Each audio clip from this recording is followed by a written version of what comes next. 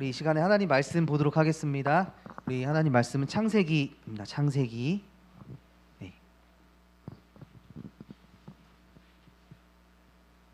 창세기 2장 24절로 25절까지 말씀입니다. 우리 두 절 말씀인데요.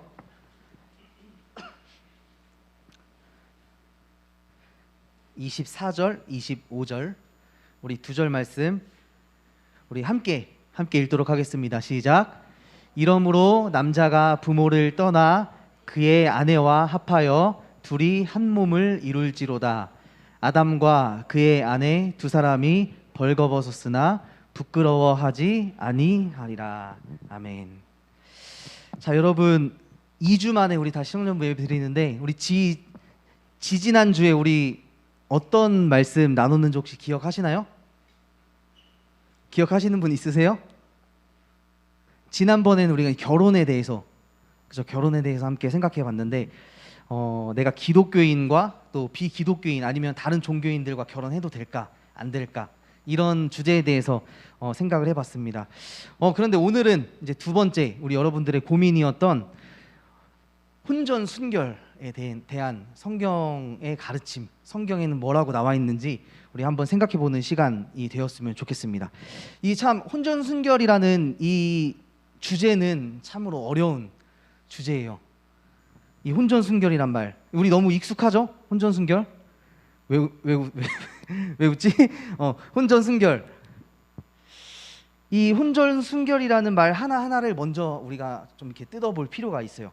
이 혼전 순결이라는 이 말이 결혼, 그죠? 결혼의 혼 그리고 전의 전자 해서 혼전이죠. 결혼하기 전을 의미하죠.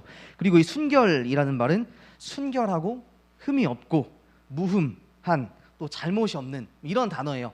그래서 이 혼전 순결이라는 이 단어는 그냥 문자적으로만 보면 결혼 전 순수하고 흠이 없고 뭐 잘못이 없는 뭐 이런 뜻이에요.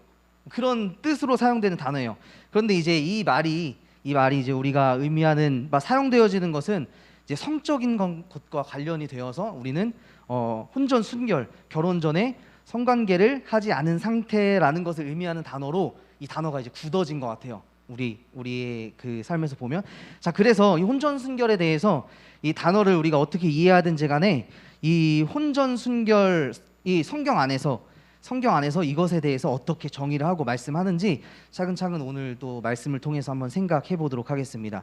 자, 그래서 성경의 정의를 먼저 우리가 따지기 전에 사전적 정의와 또 사회적 정의를 살펴볼 필요가 있어요. 왜냐하면 우리는 이 세상에 사는 이 사회에 사는 구성원들이기 때문에 그렇습니다. 자, 이 혼전 순결이란 말은 사회의 정의를 찾아보니까 이래요. 결혼 전까지 성관계를 하지 않는 것을 의미한다. 이렇게 간단하게 이야기를 하고 있습니다. 자, 사실 우리가 연애를 하고 이 연인일 경우에 열심히 사랑해서 또 결혼해서 그 뒤에 결혼한 후에 성관계를 한다면 아무도 뭐라 할 사람이 없죠. 그죠? 자, 그런데 우리 뉴스를 보고 뭐 세상이 이렇게 돌아가는 거 보면 이 아무리 내가 사귀는 사람이고 연애를 하고 있는 연인이더라도 이 내 마음대로 이 성관계를 강요할 권리가 없다는 거예요. 권리는 없죠. 제가 얼마 전에 이 페이스북에서 이런 기사를 하나 봤습니다. 여러분 보셨는지 모르겠지만 요즘 중학생들은 사귀기 전에 속궁합을 먼저 본다. 이런 기사가 있어요. 여러분 보셨어요? 알고 계셨나요? 이 중학생들이라고 하면 지금 13살, 15살밖에 안 된 이 아이들이에요. 저 때나 여기 있는 청년 여러분들의 세대나 또 지금 우리 아이들의 세대는 정말 다른 것 같아요. 그래서 제가 설교를 준비하면서 여기저기 검색을 해봤는데 네이버에 찾아보니까 이런 지식이나 이런 글이 올라와 있어요. 어디서 들은 말인데 중학생들도 성관계를 하는지 궁금합니다. 이런 글을 남겼어요. 중학생이 올린 것 같아 왠지 내 느낌에는. 그런데 댓글에 이런 댓글이 달렸어요. 현재 초등학생도 합니다. 산부인과에 임신한 초등학생들이 많이 옵니다. 그래서 국가에서 자궁경부암 백신 접종을 12세로 낮춰서 접종합니다. 이런 글이 달렸어요. 지금 여러분들이 살고 있는 세상은 이런 세상이라는 거예요. 우리가 사실 너무 착하게 또 순수하게 교회 공동체라는 교회에 다니면서 살아가고 있어서 잘 못 느낄 수도 있지만 우리 앞인 이 소년부, 밑에 청소년부, 이 아이들하고 비슷한 나이대의 아이들의 이야기예요. 자, 그러면 이제 이 혼전 순결에 대해서 성경을 통해 좀 접근을 해봐야 될 것 같은데, 우리가 그 전에 먼저 구약에서 중요하게 봐야 할 단어가 하나 있어요. 그게 뭐냐면 바로 간음이라는 거예요. 간음. 우리가 지난번에 7계명, 10계명 중에 7계명을 이야기하면서 이 간음에 대해서 생각을 해봤었죠. 이 간음에 대해서 다시 좀 정리를 해보자면, 이 간음이라는 것은 부부가 아닌 남녀가 성관계를 맺는 것을 강간이나 간음, 또 성매매라고 이야기를 합니다. 그리고 미혼인 사람과의 성관계도 포함이 된다고 해요, 이 간음에는.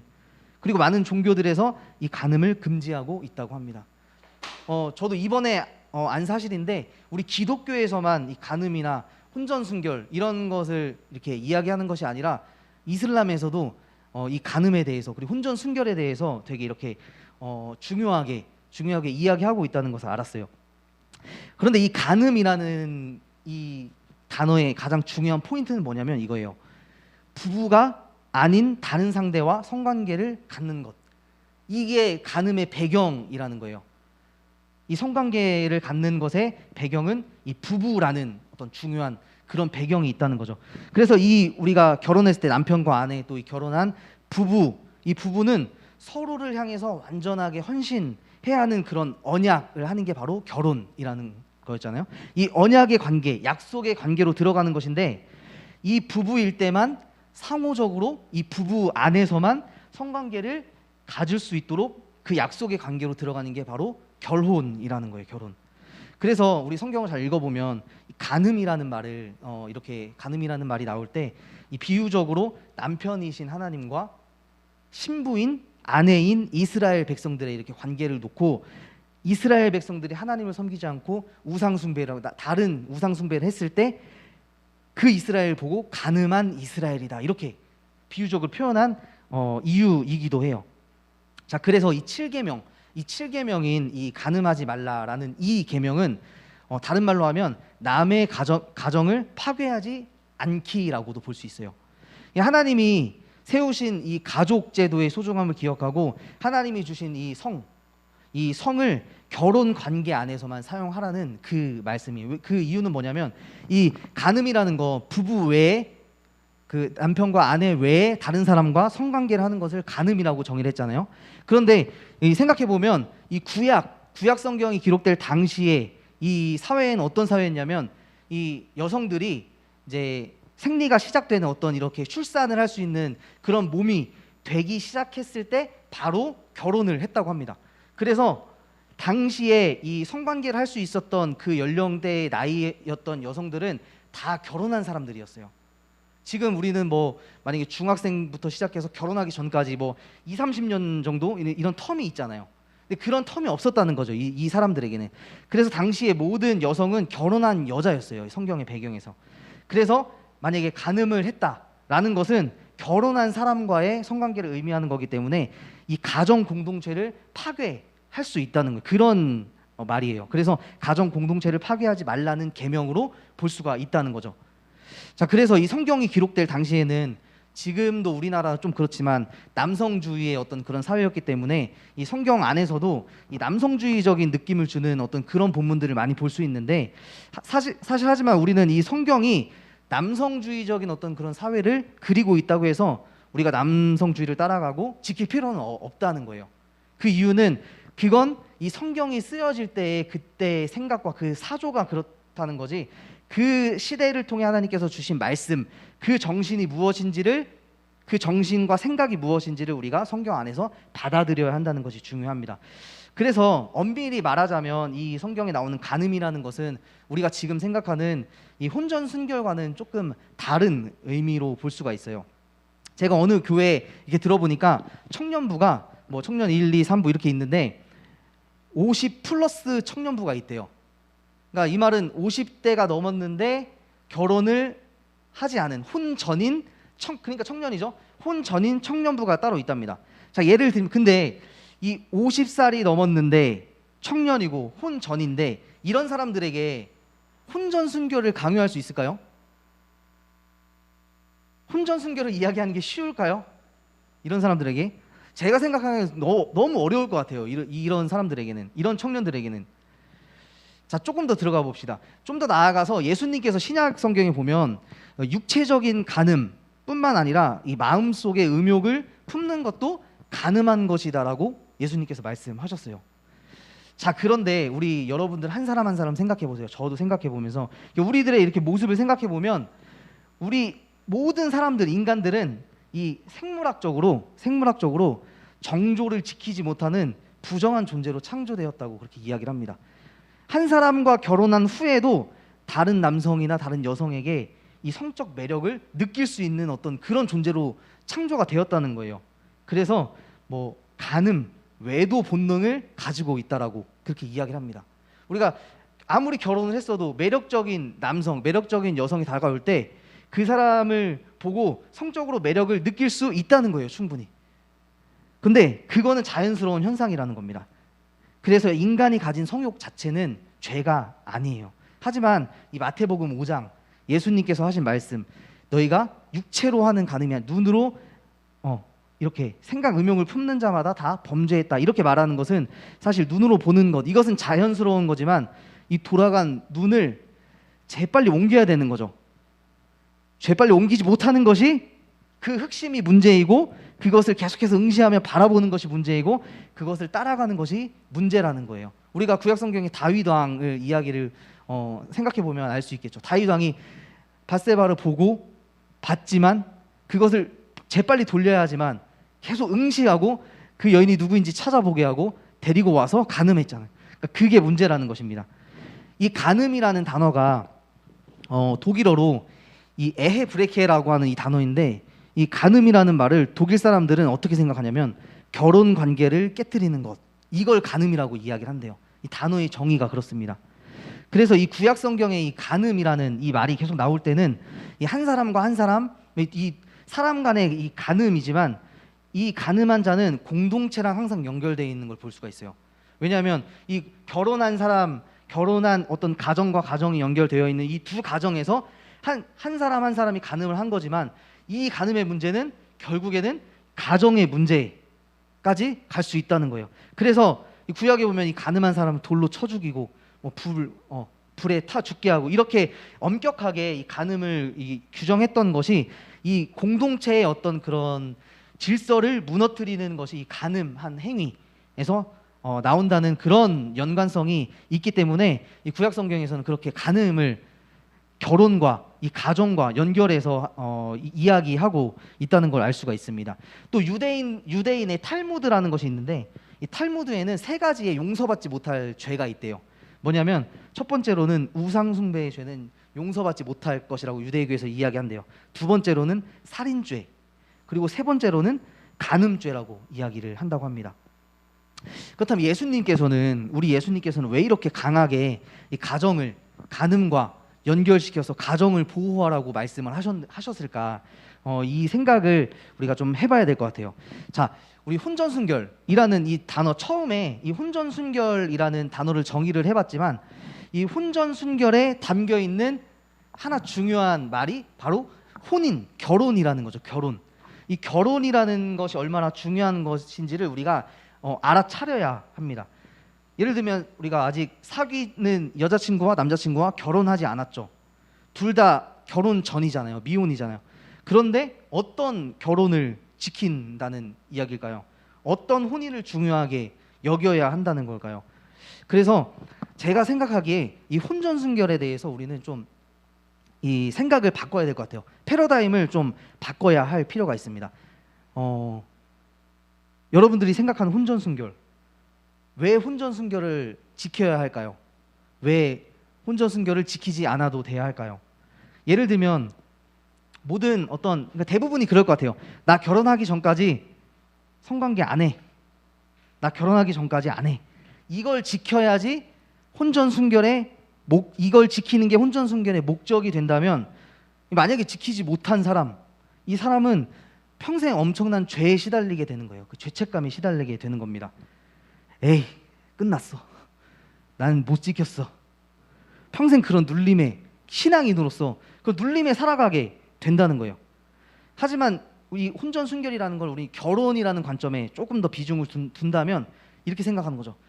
내 미래에 내가 누릴 가정, 내 결혼, 내 혼인, 하나님이 나에게 주신 이 가장 귀한 선물, 이 결혼이라는 거, 내가 그 결혼을 지킬 거야. 혼전순결 그걸 지키는 게 아니라 이 결혼 함부로 여길 게 아니야. 하나님께서 나에게 이끌어 주신 그 배필을 만나는 것, 그 결혼이 너무 소중해. 이걸 지키기 위해서 내 몸을 지킨다 생각을 하면 조금 더 이 혼전순결에 대한 생각이 조금 우리가 바뀔 수 있을 것 같아요. 그래서 이 한 남자와 한 여자가 한 가정을 이루어서 이 상호 보완적인 사람, 그 사람을 만나게 해주셔서 그 사람과 복된 가정을 지킬 거야라는 이 생각을 한다면 우리가 혼전순결의 압박에서 조금 벗어날 수 있지 않을까, 자유롭게 되지 않을까라고 생각을 해보게 됩니다. 자, 그래서 오늘 성경 말씀을 잠깐 보자면 오늘 말씀 24절 본문에 보면 둘이 한 몸이 될지니라 이런 말이 있어요. 둘이 합하여 한 몸을 이룰지로다라는 말이 있죠. 우리 지난번에 이 결혼에 대해서 생각해 볼 때 이 한 몸이 된다는 이 말이 이제 두 사람이 만나서, 두 가치관이 만나서 한 가정을 이루면서 살아갈 때 이 생각이 두 개면 자꾸 부딪히고 싸우게 되잖아요. 이 하나의 가치관, 하나의 뇌로 살아간다는 어떤 정신적이고 이런 추상적인 그런 개념도 있을 수 있겠지만, 이 둘이 한 몸이 된다라는 이 말은 성관계를 하는 그런 이미지로도 볼 수 있다는 거예요. 왜냐하면 여기 이 몸이라고 하는 단어가 육체라는 뜻이에요. 육체, 이 살덩어리라는 뜻이에요. 그래서 남자와 여자가 부모를 떠나 둘이 합하여 한 몸을 이룰지로다. 이 말은 성관계를 의미하는 거예요. 그런데 그 중요한 건 그 성관계의 이미지가 담겨 있는 배경이 어디냐면 바로 결혼이라는 배경이 있다는 거예요. 그 결혼이라는 배경이 있다는 것을 꼭 명심하시길 바랍니다. 자, 그래서 혹여나 지금 이 자리에도 나 혼전순결 이미 못 지켰어, 이런 어떤 죄책감, 그런 죄책감을 가진 사람이 있다면 근데 제가 생각해 보면 이 혼전순결이라는 말 자체가 사실 너무 좀 안 좋은 말인 것 같아요. 예를 들면 누가 이 단어를 100% 소화할 수 있는 사람이 어디 있겠어요? 이 순결이라는 이 말. 만약에 한 번 한 사람하고 100번 한 사람하고 1000번 한 사람하고 이렇게 보면, 그럼 한 번 한 사람은 1000번 한 사람에 비해서 아주 순결한 사람이죠. 그죠? 그렇지 않을까요? 저만 그렇게 생각하나요? 그러니까 이 순결이라는 말이 주는 무게 때문에 우리가 스스로를 자꾸 옥죄일 수 있고 남을 쉽게 비판할 수도 있다는 거예요. 그렇다고 해서 제가 이런 말을 하면 막 다 자유로워져서 다 똑같은 거야, 그러니까 막 무분별하게 행동하자, 이런 이야기를 하는 것이 아닙니다. 만약 우리가 결혼이라는 이 성경에서 말하는 이 혼인, 이 결혼이라는 배경 이외의 선을 넘었다라고 한다면 우리 예수님께, 주님께 나와서 기도했으면 좋겠어요. 제가 죽을 놈입니다. 죽여주세요. 이런 기도가 아니라 주님 저를 불쌍히 여겨주세요. 이러면서 자신의 모습을 한번 돌아보는 그런 기도를 했으면 좋겠어요. 우리가 왜 이렇게 기도를 해야 하는지 성경 요한복음에 따르면 이런 말씀이 있습니다. 요한복음 7장에 보면 가늠한 현장에서 잡힌 여자의 이야기가 나와요. 요한복음 7장 예수님께서 이렇게 이야기합니다. 이 사람에게 죄 없는 자들만 와서 돌로 쳐라, 이렇게 이야기를 해요. 예수님, 나도 이 여자를 정죄하지 아니한다.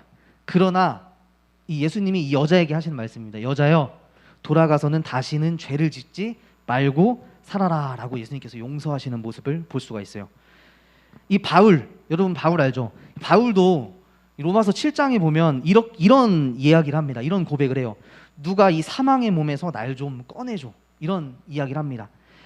내가 이 삶을 살아갈 때 선한 마음으로 하나님에 합당하게 막 살아가고 싶은데 이 자기 자신의 육신으로는 그게 잘 안 된다는 거예요. 그러니까 누가 나 좀 이 사망의 어떤 생활에서, 사망의 몸에서 나를 좀 건져내줘, 막 이렇게 바울이 고백하는 모습을 볼 수가 있어요. 그런데 이 바울이 이 로마서를 기록하는 이 시점이 언제냐면 예수님을 믿은 지 약 20년이 된 이후예요. 그러니까 초신자 때가 아니라 예수님을 한 해 두 해 믿은 게 아니라 10년, 20년째 믿은 바울도 하나님이 원하신 대로 살아가고 싶지만 내 삶에서 그거를 하기까지 너무 힘들다는 거야. 그런 어떤 고뇌와 어떤 고민이 담겨있는 사람도 바울이었어요. 그리고 바울이 죽기 전에는 디모데 후서에서 이런 이야기를 합니다. 내가 죄인 중에 괴수다라는 말을 해요. 여기서 이 괴수다라는 말은 뭐냐면, 이거는 해석해 보자면 죄인 중에 전 세계 1등이라는 이야기예요. 모든 죄인이 있는데 그 중에서 가장 우두머리 죄수가 자기 자신이라고 고백을 하는 거예요. 바울이 죽기 전에 이런 고백을 합니다. 그러니까 바울의 인생과 우리의 인생을 잘 이렇게 오버랩 시켜 보면 우리가 온전하게 100% 순결하게 살아갈 수는 없어요. 그렇지만 우리는 하나님의 그 뜻을 늘 기억하면서 하나님이 원하시는 방향대로 살아가려고 노력하는 것이 우리 그리스도인들이라는 겁니다. 자, 그래서 우리 청년 여러분, 지금 세상의 흐름은 여러분들을 부추기고 있습니다. 에이씨, 뭐 다 하는데, 다 1박 2일 놀러 가는데, 뭐 그런, 제가 얼마 전에 그런 얘기도 들었어요. 신학생들도, 신학을 공부하는 신학생들도 뭐 인스타 같은데 남자친구랑 여자친구랑 1박 2일 놀러 가는 걸 그럼 다 올린대. 그러니까 그 무슨 말이겠어요? 그러니까 다 뭐 하는데, 아이, 좀 고리타분한 소리 하고 있네 교회에서. 뭔 조선시대 이야기하고 있어. 이렇게 지금 부추기고 있다니까 세상이 여러분들을. 여러분, 전 세계에서 클럽이 가장 많은 나라가 우리나라라고 합니다.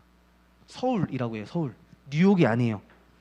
대한민국이 지금 이렇게까지 와 있다는 거예요. 여러분들의 삶의 자리, 청주는 어떤지 모르겠어요. 여러분들의 이 바운더리는 어떤지 모르겠습니다. 하지만 우리가 오늘 이 말씀을 통해서 한 가지만 기억했으면 좋겠어요. 여러분들은 하나님의 형상대로 만들어진 사람이라는 거예요. 하나님의 형상.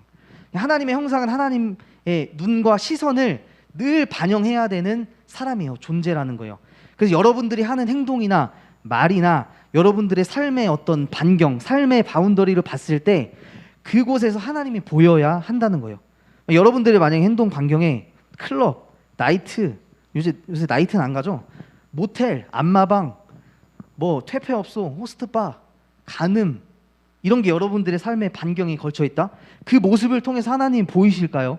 의문을 가져봐야 된다는 거예요. 그리고 혹시 그런 것들이 내 삶의 반경에 보인다, 걸쳐져 있다, 그랬을 때 어떻게 해야 될까요? 재빨리 눈을 돌리라는 거죠. 그럴 수 있어요. 유혹이 될 수 있어요. 모텔 갈 수 있어요. 대실할 수 있어요.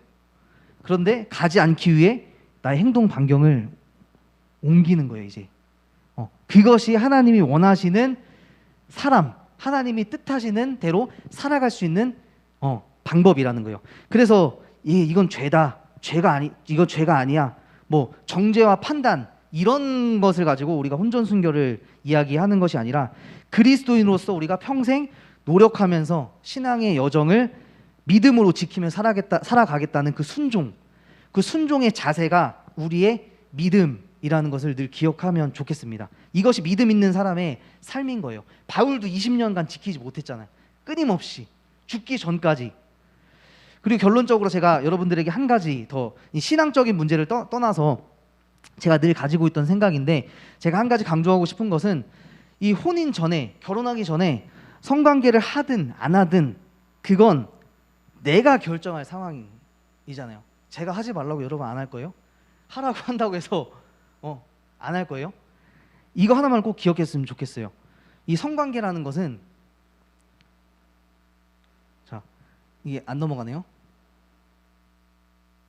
성관계라는 것은 생명을 탄생시키는 행위라는 거예요. 이런 말이 있죠. 절대 완벽한 피임은 없다. 이런 말이 있어요. 만약 여러분 생명이 생기면 여러분의 인생이 달라지는 거예요. 여러분들의 인생이 송두리째 바뀌는 겁니다. 생명이 생기면. 결혼 이외의 생명이 생기면. 결혼을 하고도 생명이 생기니까 삶이 너무 많이 바뀌어요. 지금 여러분들이 사귀고 있는 이 남자, 여자, 지금은 너무 사랑해서 또 결혼이라는 전제 없이 성관계를 하고 서로 사랑을 나누고, 만약에 그렇게 하다가 생명이 생기게 되면 그 사랑이 평생 지속된다는 보장이 없어요. 특히 그래서 우리 자매님들, 이 문제를 진짜 중요하게 생각을 해야 돼요. 진짜 조심해야 돼요. 생명이 생긴다는 거, 삶이 송두리째 바뀌는 거예요. 그리고 우리 남자 형제님들, 거의 문제는 남자 때문에 일어난다고 봐요. 저도 남자인데. 그래서 우리 남자들도, 형제님들도 생각을 이제 고쳐 먹어야 돼요. 순간의 쾌락, 잠깐의 행복, 재미, 이런 것들 때문에 평생 인생을 망가뜨릴 수 있게 된다는 거죠. 그래서 이 결혼이라는 배경 없이 이 생명이 생기게 된다면 여러분들이 지금 꿈꾸는 그런 꿈들, 미래, 앞으로 계획했던 그 모든 일들이 이 행복이라는 도착 지점보다는 불행이라는 지점에 더 가까워질 가능성이 큽니다. 제가 생각했을 때. 그래서 결론적으로 우리가 잠깐의 그런 순간의 쾌락, 욕구 이런 것 때문에 앞으로의 여러분의 미래, 여러분의 창창한 앞날을 포기하지 않았으면 좋겠어요. 안 돼요. 여러분의 창창한 그 미래를 위해서 내 미래는 내가 지킨다. 내 결혼은 내가 지킨다. 내 꿈은 내가 지킨다라는 이 생각을 가지고 내 결혼을 소중히 여기고 앞으로 만날 그 나의 배우자 소중히 여긴다는 이런 생각을 가지고 에이 나 결혼하기 전에 안 해. 이런 목적을 가지고 혼전순결 지키는 그런 것이 아니라 나의 미래를 위해서 미래를 지키고 그런 하나님의 어떤 형상으로서 살아가는 모습을 늘 기억하는 그런 관점에서 이 혼전 순결에 대한 그 문제에 접근했으면 좋겠어요. 그래서 우리 여러분들 지금 중학생들도 이런 상황 가운데 부추김 당하고 애들이 뭘 알겠어요. 중학생들이 그냥 다 하니까 그냥 하는 거지. 여러분들 그러면 안 된다는 겁니다. 여러분들의 동생들도 있을 거고 집에 가면 가정에 어린 자녀들도 저 같은 경우는 어린 자녀가 있죠. 이런 자녀들의 삶 가운데 우리가 먼저 이런 생각을 가지고 있지 않는다면 세상의 풍조에 그냥 끌려가는 그런 삶이 되고 말 것이에요. 그래서 우리 청년들 또 한 주간 살아가면서 이 신앙의 고민들 치열하게 지키면서 하나님의 형상대로 하나님이 원하시는 그런 행동 반경, 바운더리를 살아가는 우리 모든 청년들이 됐으면 좋겠습니다.